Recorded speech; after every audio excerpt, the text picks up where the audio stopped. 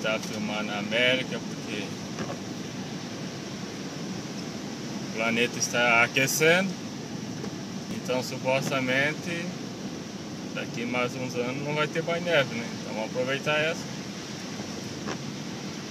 Menos para deixar para recordação.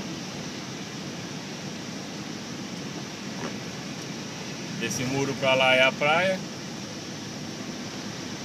O muro é para conter as ondas do mar para não chegar na estrada.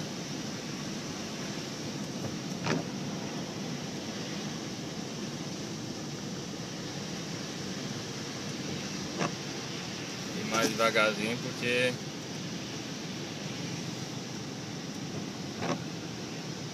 aqui já se consegue ver uma pasta em cima do asfalto. Então isso pode vir a acontecer do carro deslizar.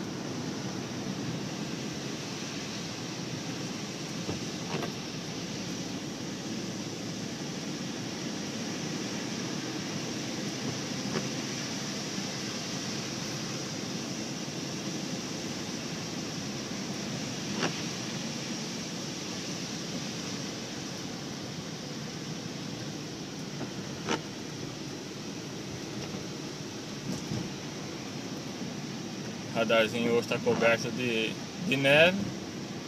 Não quis dizer a nossa velocidade, 22 ele falou.